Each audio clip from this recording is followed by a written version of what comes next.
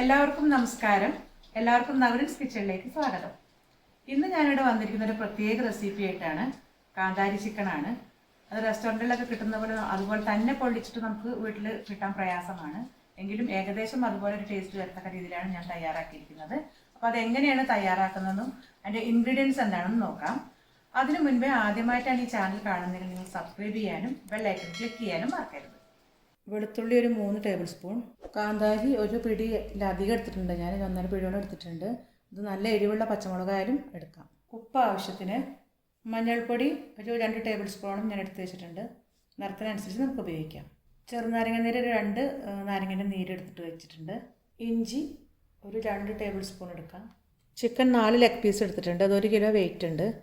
ഇനി നമുക്കിത് ഒന്ന് ചതയ്ക്കണം. അമ്മീമിലിട്ട് ഒന്ന് ചതച്ചതിന് ശേഷം ഒന്ന് വരഞ്ഞിട്ട് വേണം ഇതിലേക്ക് ആദ്യം ഒരു മസാല പുരട്ടി വയ്ക്കാൻ. അപ്പോൾ അതെങ്ങനെയാണ് റെഡിയാക്കണമെന്ന് നോക്കാം. ചതയ്ക്കുമ്പോൾ അതിൻ്റെ സ്കിന്നിനൊന്നും പറ്റരുത്.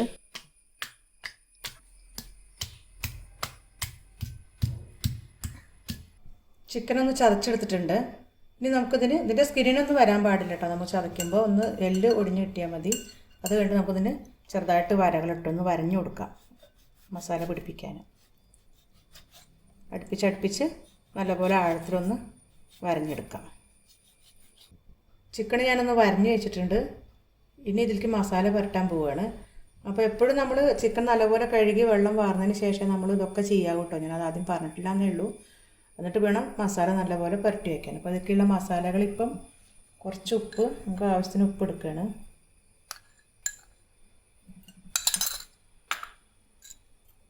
കുറച്ച് ചെറുനാരങ്ങ നീര് ഒഴിക്കുന്നുണ്ട്. ബാക്കി നമുക്ക് പിന്നെ ആവശ്യമുണ്ട്. കുറച്ച് മഞ്ഞൾപ്പൊടി കളറിനനുസരിച്ച് എടുക്കാം. നല്ലപോലെ പരട്ടിയിട്ട് നല്ലപോലെ പരട്ടണം. അത് കഴിഞ്ഞിട്ട് കുറച്ച് നേരം വയ്ക്കാം. ഫ്രിഡ്ജിൽ വെക്കണമെന്നൊന്നുമില്ല, പുറത്ത് തന്നെ വയ്ക്കാം. ഇനി ചെറുനാരങ്ങ നീരില്ലെങ്കിൽ വിനാഗിരി ഉപയോഗിക്കാം കേട്ടോ. അതായാലും മതി. കുറച്ച് ചെറുനാരങ്ങ കൂടി ഇതിൽ ചേർക്കുന്നുണ്ട്.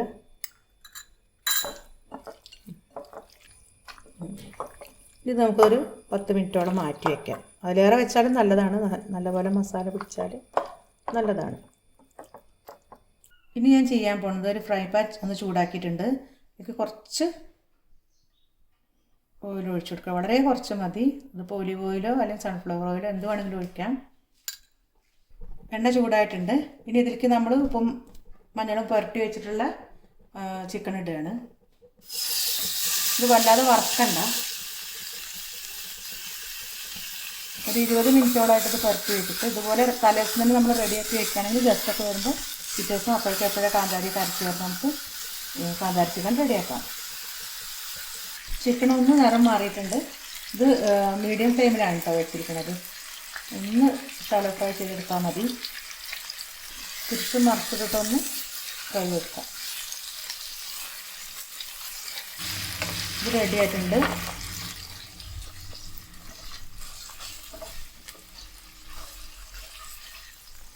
ഇനി മറ്റോ കൂടി നമുക്ക് വറുത്തെടുക്കാം. ഇത് നല്ലപോലെ ആറിന് ശേഷമാണ് നമ്മളിനി കാന്താരി മസാല ഇതിലേക്ക് പിടിപ്പിക്കുക.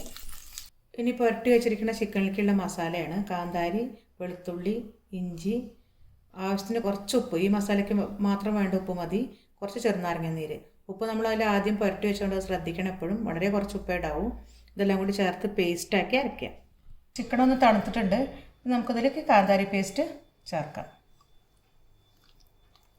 നല്ലപോലെ തേച്ച് പിടിപ്പിക്കണം.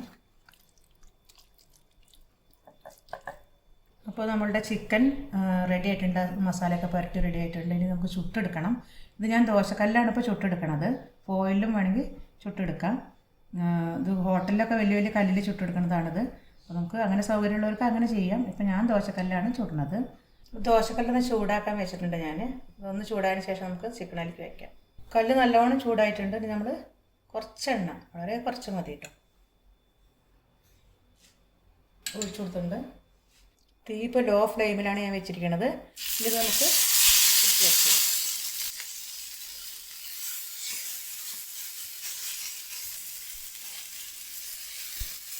ഇതൊന്ന് മറച്ചിടാം.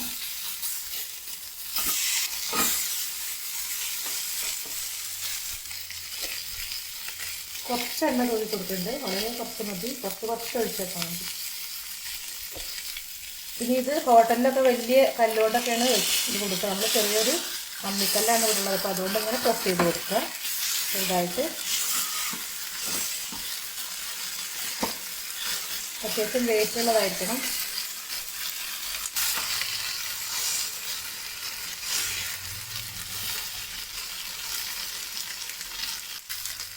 നമുക്കിത് മറച്ചിട്ട് നോക്കാം.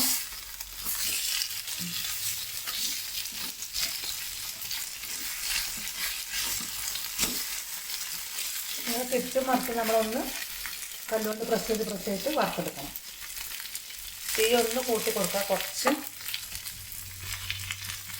ഇതിൻ്റെ ഈ വെള്ളം കിണിച്ചിട്ട് മാറുന്ന വരെ നമുക്കിങ്ങനെ പ്രസ് ചെയ്ത് ഫ്രൈ ചെയ്തെടുക്കാം. ഈ സമയത്തൊക്കെ എണ്ണ വേണമെന്ന് തോന്നുകയാണെങ്കിൽ കുറച്ച് ഒഴിച്ചു കൊടുക്കാം. ഇതിൽ അത്യാവശ്യം എണ്ണ ഉണ്ട്, അങ്ങനെ ഒഴിച്ചു കൊടുക്കുന്നില്ല. ഞാനിപ്പോൾ വെയിറ്റ് ഇതിൻ്റെ മുകളിലൊന്ന് വെച്ചിരിക്കുകയാണ്. ലോ ഫ്ലെയിമിലാണ് തീ ഇരിക്കുന്നത്. ഇത് കുറച്ച് നേരം ഒന്നിങ്ങനെ വേവട്ടെ. ഇതിൻ്റെ തീ മീഡിയം ഫ്ലെയിമിലാണ് ഇപ്പോൾ ഉള്ളത്. ഞാനിതൊന്ന് എടുത്ത് നോക്കാൻ പോവുകയാണ്.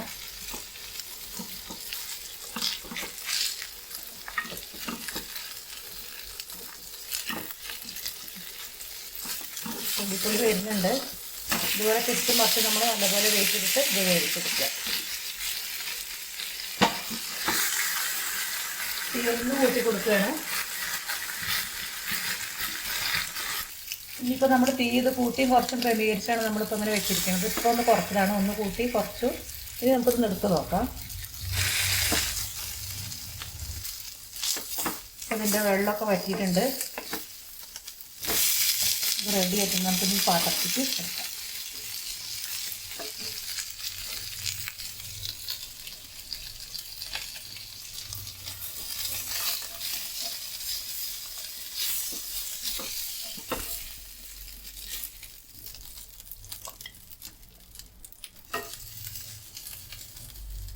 ചിക്കൻ ബാക്കിയുള്ളത് കൂടി ഞാൻ വറുത്തെടുക്കുകയാണ്. അപ്പോൾ ഒന്ന് ഫോയിലാണ് വെച്ചിരിക്കുന്നത്, ഒന്ന് നമ്മൾ സാധാരണ വെച്ചാൽ മതി വെക്കുകയാണ്.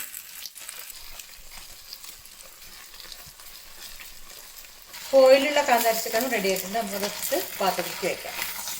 അപ്പോൾ നമ്മൾ ആദ്യം ചുട്ടെടുത്തുള്ള ആ കാന്താരീൻ്റെ ഒരു ടെക്സ്ചർ ആവില്ല. ഇങ്ങനെ ഫോയിൽ ചുട്ടാൽ കുറച്ചും കൂടി ഒരു സോഫ്റ്റ്നെസ്സും ഇതൊക്കെ വരും. അപ്പോൾ ഇങ്ങനെയാണ് ഫോയിൽ ചുട്ടാണ്ടാവുക. ഇതും നല്ല ടേസ്റ്റിയാണ്. അപ്പോൾ എല്ലാവരും ട്രൈ ചെയ്ത് നോക്കണം. അപ്പോൾ നമ്മുടെ അടിപൊളി കാന്താരി ചിക്കൻ റെഡി ആയിട്ടുണ്ട്. ഇതെല്ലാവരും ട്രൈ ചെയ്യണം. വളരെ ടേസ്റ്റിയാണ്. നമുക്കെല്ലാവർക്കും വീട്ടിലുണ്ടാക്കി നോക്കാം.